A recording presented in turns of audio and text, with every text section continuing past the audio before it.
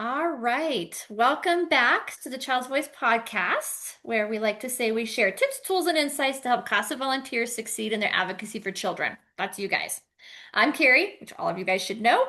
But today, and you guys should all know who I'm joined by too, Mary Rose. And we're excited today to talk about the topic that every CASA volunteers knows that they should be doing, but sometimes avoids until the last possible minute. We're talking about contact logs in Optima. And if anybody saw our most recent Facebook post, yes, you guys kind of know like this is a hot topic right now, and we like to poke fun. And Mary Rose was great at that, and being vulnerable and sharing that that she even struggles with contact logs sometimes herself. So, but thank you, Mary Rose, for joining me to talk about this exciting topic. Oh, I know. Thanks so much for having me. And I agree. I'm one of those people that I kind of think of those that don't do teach. And so I'm a great person in the position of teaching and talking a lot about contact logs because I then also have to apply it to myself. So I'm excited to talk about since we've been posting and sending out emails to people about contact logs, I'm sure everyone is ready. It's kind of, it's not their favorite word anymore, but Yeah, I was gonna say favorite. It's probably not a strong word. I think it's one of those topics like, contact logs. Yeah. all Like, right. But how are we it's gonna not make our contact favorite, logs? Yep. but it's necessary, but it's not always sexy. So it's more, I'd say we got to sometimes just we're not always going to be doing interesting and exciting work, and that's okay. But it is part of the role. So, Yeah, um, well, let's, absolutely. Yeah, you're absolutely right. I think, yeah, it's not always the glamorous topics, the fun things, right? Like nobody gets into being a CASA for the contact logs, right? But absolutely necessary. And so and I think let's just hit that first. Like why are we such sticklers? Why is it so important that we get our contact logs in? Absolutely. Well, I mean, I think first and foremost, the way that we in the program team kind of see it is that this tells the story of your advocacy. You are spending so much time doing, even when we talk to you about the five things, at least right there, probably an hour per thing. So that's why we usually estimate 5 to 10 hours per month, depending on your case. So you're visiting your kids, you're talking with professionals, you're attending their hearings, you're reviewing medical records or mental health records, you're sending emails, you're making phone calls, and all of those things matter to your case. But Mhm. from our program perspective, if we don't document those things, we can't accurately report the work that's being done on behalf of these children. So contact logs do help us demonstrate the volunteer impact. So that's something that we also do it to support our grant funding. We talk a lot about how this does impact grants. We track outcomes. So Carrie is a wizard with reporting and does a lot of reporting for things like outcomes, demographics, things that really show the whole picture of what's happening in our community. And this also helps us show the community that we're serving just how much advocacy is happening. So your logs are just, I mean, a huge significant piece of this pie. And kind of in the same vein, I'll just say about when we talked about stand up, speak up, is Mhm. that child's story, some of it is going into a report, but we wouldn't tell a child like, hey, we're only gonna do half of the role of an advocate for you. We'll see you, we'll talk to you, we'll write a report for you, but we're not going to keep track of how, the other pieces that we're doing on behalf of this child or this family. So it's really kind of creating a big hole in the big picture. Yeah, I love that. And I think you exactly what you said, right? It's so important to like I guess in a lot of worlds, right? If you don't document it, it didn't happen, right? And so and like you just said that it's so much more than that too, just reporting out and the grants and the Mhm. outcomes. And if we don't get the narrative and the story out in some kind of documentation, then how do we ever capture that it was ever done? And so I like what you're saying that by documenting the work that they do, they're helping their case and they're helping the whole CASA program as a whole. Right. So it is the child is still impacted by that. I think that's the biggest thing is that it can feel less child impacting because it seems like the work on the back end, but that back end work also, like let's just say that one of us needed to be able to step in and handle a hearing, or if we were being questioned about something that someone said to you and we needed to be able to kind of go back and see historically when something happened. Those contact logs are a significant piece of our work as well in knowing what your advocacy picture looks like. Yeah, I think you just brought up a really good point, right? It's a great way for all of us to be sharing the information, even just from day one, right? I mean, I put any contacts that I have, on the case of the family in, immediately, and then, okay, advocate, then you have that right away so that you have that better picture Mm-hmm. too. And Absolutely. yeah, just covering for each other, or we get phone calls randomly that is like, oh, I'm just going to go in there and look and see. Or I know for me, particular too, when I am in ISU staffings on those kids, that are under Dawn, right? We staff those monthly. Part of that, my role is I get in there and look at your most recent contact logs and I report those out because part of it is like, okay, Carrie, what's going on with the advocate, or does you have anything else additional to add? And so I'm pulling up your guys' advocate or your contact logs and saying, oh, well, Mary Rose just talked to so and so, last night, and this is what, he was reporting. And so I'm Mm-hmm. actually able to share the information, and then that becomes actually documented in the child welfare side of things in their Right. documentation. And so it's helpful for me too when I'm trying to share information. And in a little bit, sometimes it does get a little awkward, like, well, I don't know what the advocate's doing, right? Because there is no contact Yeah. log in there. And so then I have to kind of eat crow sometimes. It's like, well, I'm pretty sure they're doing something, but I can't tell you what that Yep. is because there's no Ooh. contact log in there. So it does get a little awkward sometimes with that too. So um, okay, so but we're not here to go through that. What we wanted to do is, and again, if you saw that Facebook post, we said Mary Rose has tips, tricks, let her know. So this is really the point of today's podcast is passing on some of those. What are Mhm. the tips and tricks? How can we make some kind of monotonous, not so glamorous task? How can we be smarter, work smarter, not harder on those? So one of the first tips, and I think maybe one of your favorites, involves this thing called email drafts.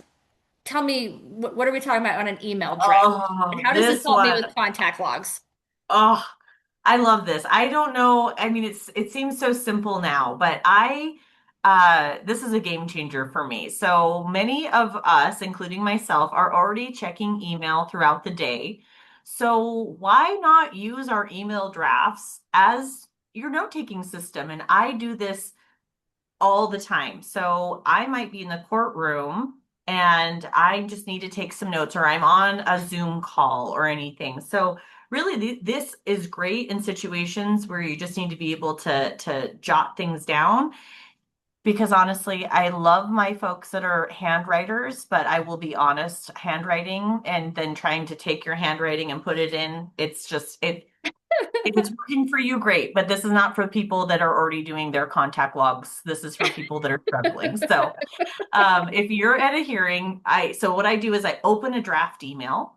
In the Okay. subject line, I put my key information. So I put in the date, the type of contact, and then I usually, by the time that it's done, I can add in how much time I was there. So, half an hour, I put 0.50,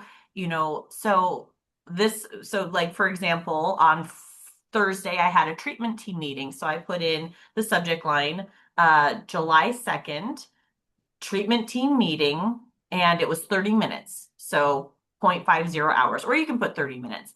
So Mhm. then in the body of the email, I then take notes. I jot down this person was mentioned, or this activity is set up, or this is maybe an appointment that still needs to get done, like wisdom teeth.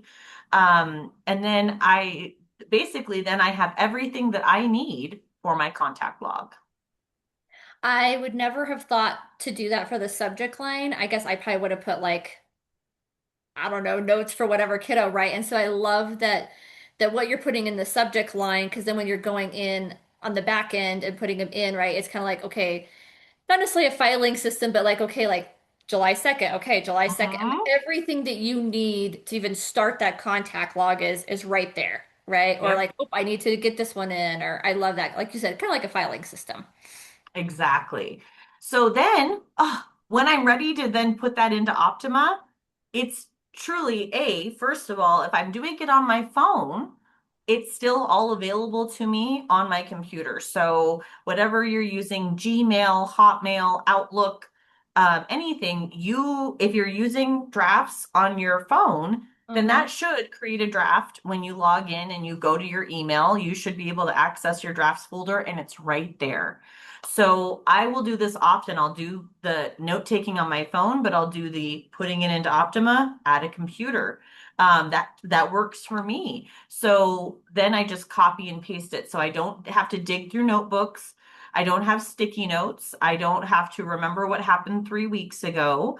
And I also am not relying on my own handwriting that looked great when I was writing my notes but now appears to have been written during an earthquake. Or I think of it as my serial killer scrawl, and it'll start out real fresh. And then by the end of it, I might be writing in just full on cursive because, yeah, sometimes taking notes is the only thing that will keep me awake if I have a longer hearing. And I know you're not talking about me and my handwriting, right? Oh, no, never. I know so many of us have nice handwriting, and sometimes we have, yeah, the serial I think killer it is probably scrawl. the most embarrassing when you are the one that wrote it and you can't even understand or remember what did I mean by that? Like, or my Yeah. shorthand, right? Like, okay, like what would that possibly have stood for? Those initials. So yeah, that's I the love like the leaving little Easter eggs for myself, where sometimes, especially if I'm in a contested hearing, I'm writing everything and I'll maybe even throw some personal observations in, just to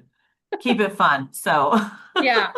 I love that one. So great one. Like you said, we have our phones, we have our emails, and I'm guessing you could even email the email to you too, right? I mean, not even you save it in absolutely drafts. Just, could. okay, right in my inbox, right there. Um, Perfect. I love it. What a great use of technology. Okay, how about our phones? How do we let's talk about phone calls. Okay, phone We do a calls. lot of phone calls. How do we capture all those?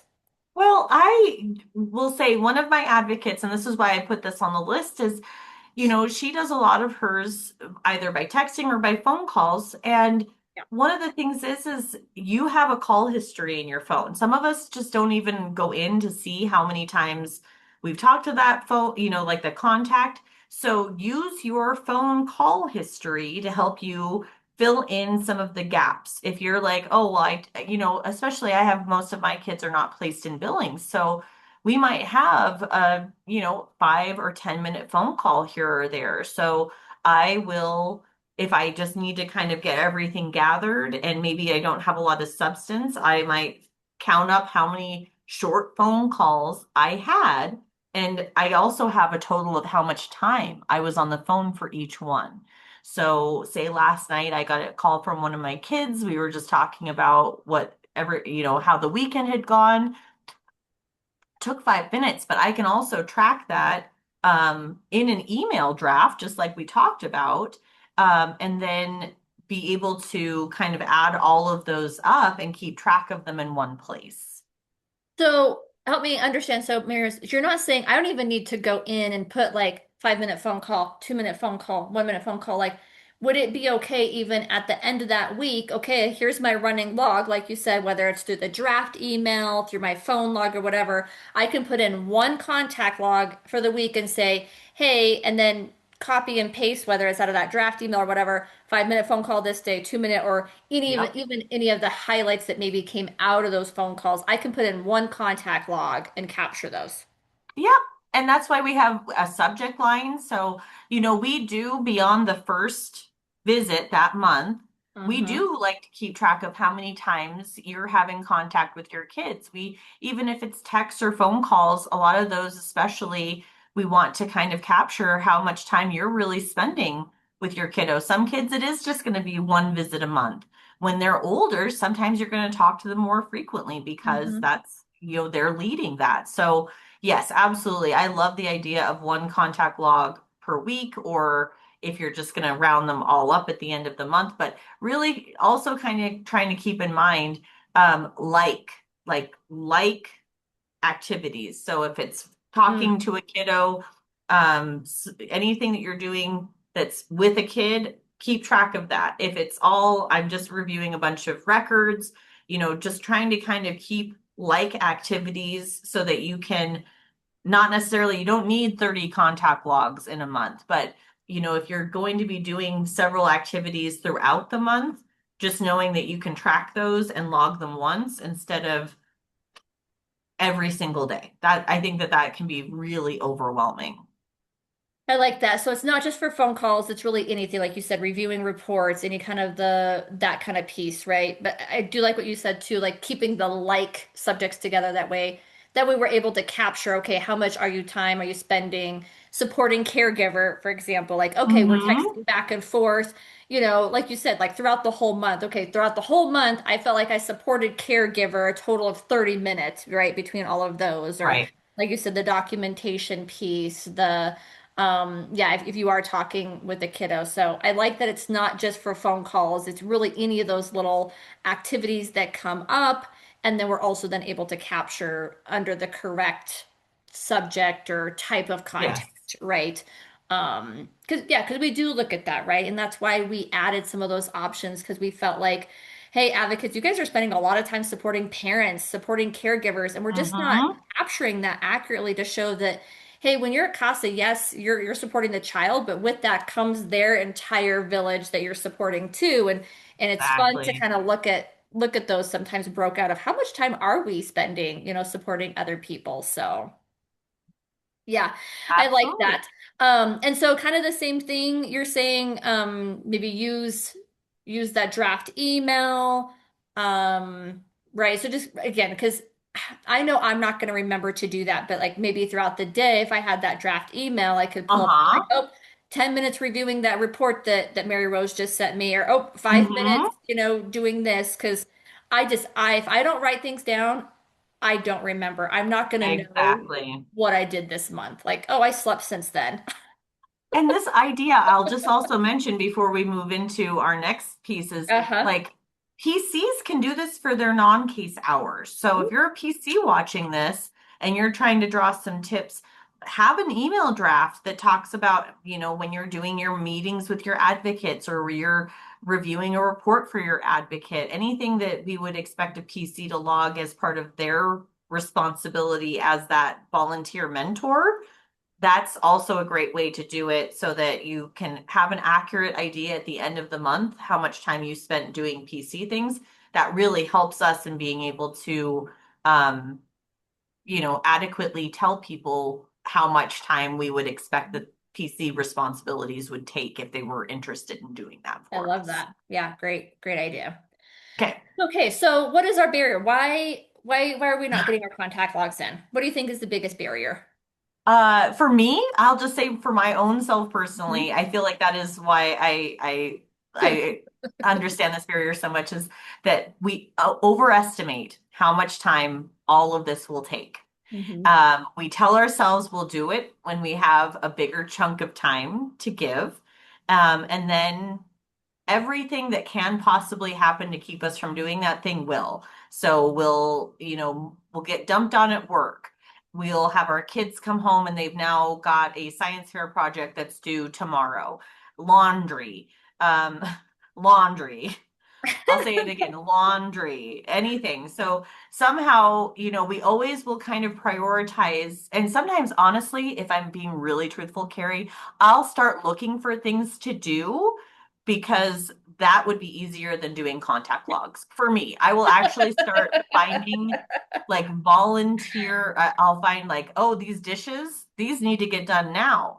These towels need to be folded now because those are all things I can put in front of me to say these are more important than doing my contact logs. I love that. I love that. So what's the solution? What's the answer? Well, What are you personally doing? What are you doing to get these in and not put them off? personally, for myself, there's a lot of different things. And sometimes what I find is like this one solution worked well, but it doesn't necessarily work every time. So I figure out, I have to basically hack my brain to figure out what to do. So a few hacking ideas would be, well, first of all, stop trying to find the time because we're never going to find extra time. We have to make the time. Mhm. So that can be scheduling it, putting it on your calendar. Things feel much more official when they're on a calendar than when they're just floating in the ether as I need to do this thing, but it's an abstract. As long as I don't write it down, it will be abstract. Hmm. So um, you wouldn't ever skip a hearing, right? We Right. wouldn't like put something off that's really we know is our responsibility. So I think that we probably need to give contact logs the same. We need to prioritize it mentally the same way we do things like a child visit or hearing. So treat your documentation the same way. Like if you need, for me, I don't really love to do this stuff at home. I can and I have, but it's not my favorite thing to do. My brain doesn't switch unless I get in the car and go someplace else. So if Mhm. that's the case, know a place that you can go. I love like, you know, coffee shops. I'll come into the office here on a day that I'm not working just to sit down and do that. Hmm. And I find that sometimes knowing that my brain needs that location Yeah. switch to actually flip into work mode, I use that to my advantage. Yeah. I love that. Just that intentionality behind it. Mm-hmm. So what if somebody watching right now, and I know it's July 6th. Okay, haven't gotten my June contacts yet. Like I have all my contacts for June still to put in. What do I do? Help me. Oh, so you're in my exact position right now. I still Yeah, have all my exactly. contacts for Yeah. June, or at least half of them I need to put in. So, um, I think it's always like, don't panic. That's first and foremost. But the second piece is don't hide. Um, I feel like we get we know we're behind and then we feel shame about being behind. And then what does shame do? Does it drive us to do the thing or does it make us want to hide? Most of the time people aren't like seeking out ways to feel shame. They're seeking out ways to hide from shame. So reach out to us. I think that's one of the biggest things is like no one here is judging advocates for having because we all know this is kind of the name of the game. So call your program coordinator or your peer coordinator and just tell them that you want help getting caught up. Um, Come into the office with your computer and spend an hour just doing documentation. All of us will find a space for you for an hour. If you need that space to go to where it's going to be secure and you will have Wi-Fi and you don't feel obligated to have to buy a coffee to come in, just so you know. Um, Sometimes having that dedicated time and accountability is all that it takes. Um, and none of us are here to judge you for what we want you to do. We're not sitting here judging. We're like encouraging. We want to cheer for you. We want to say like, good job. Isn't it feel good to walk out of here knowing that all Mhm. of your documentation is caught up for now? We'll talk to you again in a month. So yeah, we just really want to make sure that people know like everybody gets into the same position. Some people obviously are very accountable to themselves. Not everyone is that way. Yeah. Well, I know you've offered and you've done this with some of your advocates and PCs too, is I think you call it body doubling, right? Where you're sitting and Hmm. working on your own, sometimes your own contact logs or documentation, and they are doing it too. Again, like you said, it's just that intentionality piece. But the biggest thing I heard from you is like, don't be embarrassed, ask for help.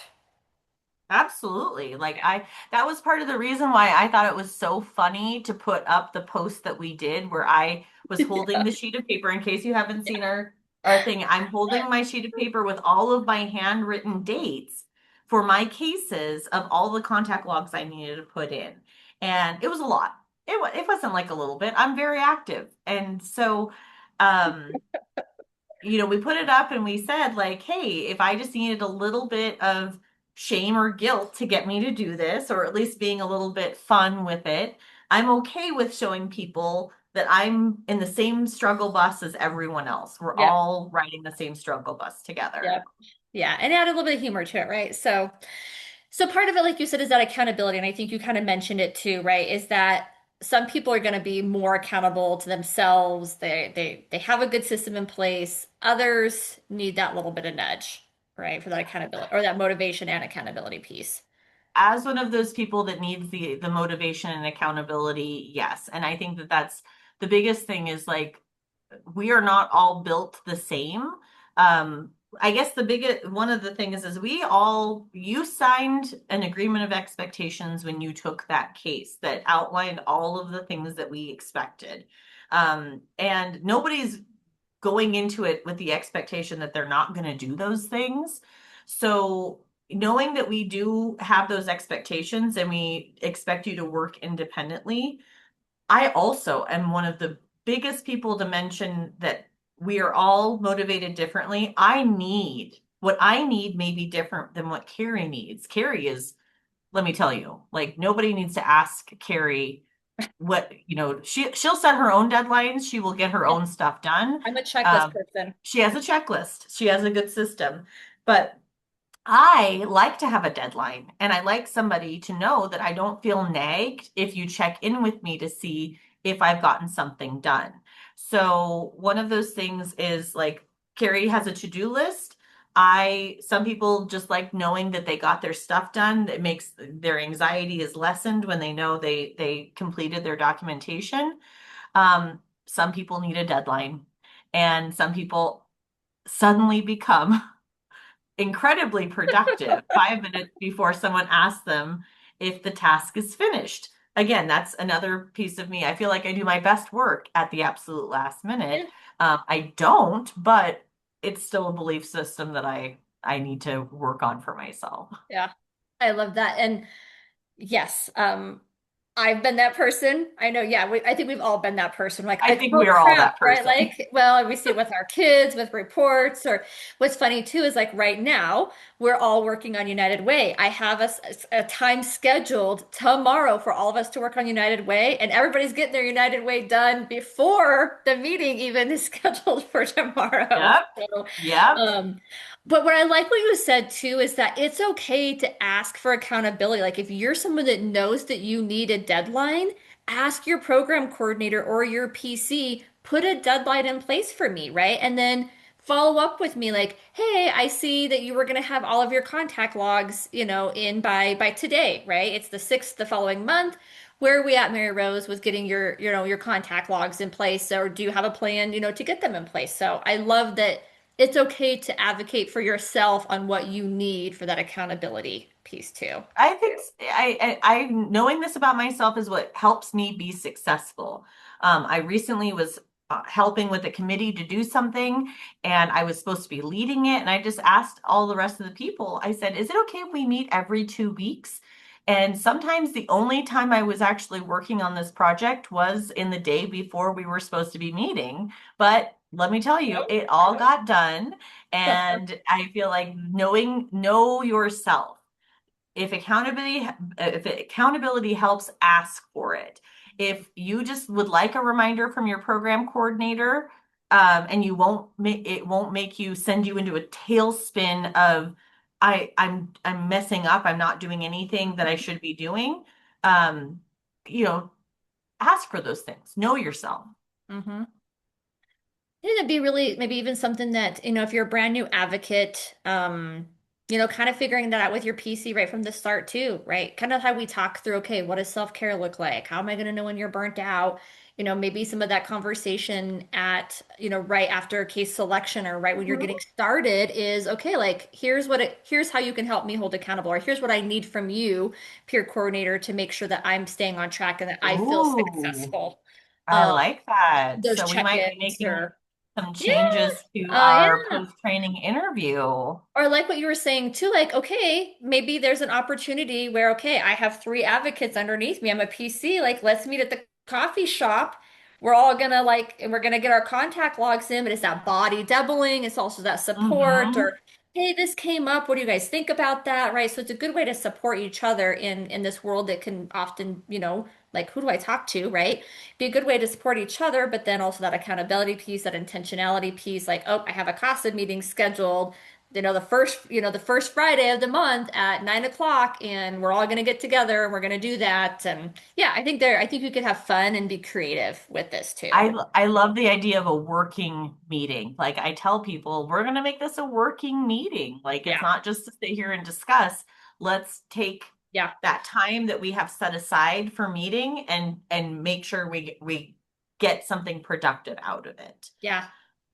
One quick question that we didn't even, you don't even know what I'm going to ask you, but I've heard that some people do like a voice to text thing. Do you know anything about that? Like let's say I'm going from this visit, I'm visiting these kids at daycare, and then I'm driving to, court or something like that. I want to make the best use of my time from point A to point B. How does the voice, the text to talk to text? Can you tell me anything about that? I'd say you're probably going to be fine that it is easiest to use like if you're on the move, like if you're willing to go into a note or somehow whatever device you use. I use Okay. Android. I know you're an Okay. iPhone user, so everybody might Okay. have different apps that they would use. But if they have like a talk to text feature, then they Okay. could theoretically start just talking about their visit and what happened. The thing that Mhm. bugs me about talk to text is I'm such a grammar person that I am like it's hard when you have to try to think in paragraph form versus sitting down and just Oh, typing things out. gotcha. So you might be able to jot a few notes, but I don't think in the same format, think, speak in contact log. Like, most of Gotcha. it is so it can be used. People can use talk to text to try to write those things up. I just find that they're great in theory. In practice, I haven't found them very Gotcha. useful. Okay. Okay. Perfect. Thank you. Thank you for that little ad lib. Um, okay, so we're getting ready to wrap up. What's the one thing you want the listeners to remember out of this crazy conversation? Okay. Well, there's several, but Oh, okay. I think really the biggest thing is that I would emphasize that every note you enter helps tell the story of the child or children we serve and the advocacy that is being provided on their behalf. Good reporting helps CASA of Yellowstone County demonstrate impact, improve services, and continue growing our program. So I think that that encapsulates all of it is there's so many different reasons why contact logs are important, but if I were to emphasize, I just think it is basically a product of our advocacy. It's a byproduct and a product of our advocacy. Like what we put into a contact log comes out of the work that we're doing and therefore becomes almost the product that we want to show our community, our funders, and I guess those are the two main ones, our community and our funders, the Mhm. amazing things that we're doing every day for kids in Yellowstone County. I really, really like that, right? Just that it's not just paperwork, right? It is part of your advocacy. Like that is, yeah, that's the proof that, yeah, I love it. I think that's a great reminder that it is really part of your advocacy. So thank you for all of that. Mary Rose, thank you, as always, for joining me on this crazy adventure that we like to call our Child Voice podcast. You I never know where we're know. going to go, for sharing the practical tips. I would say anybody out there listening, if you have your own great practical tips, like, hey, you didn't mention this, please let us know, share with us, right? Because like Mary Rose said, we're all different, and what works for one person is not necessarily going to work for another person. So if you have a great tip of, hey, this is what I do to get my contact logs in, please let us know. We definitely want to hear I all about it. love learning new things to make things easier. So thank you so much for letting me come on and share all of these tips and tricks. Now I can take all the post-it notes that I had that had all of this information, like some crazy murder board, and get them off of my desk. I love that. And thank you, everybody that is listening. Thank you for everything that you guys do every day. It does not go unnoticed. It does not go unappreciated that we really do appreciate the time commitment, the heart commitment that you guys are making for these kids. We'll see you again next time on The Child's Voice. I don't know what we're going to be bringing you next. No one ever knows until it happens. But in the meantime, keep showing up, speaking up, and making a difference for children. Thank you.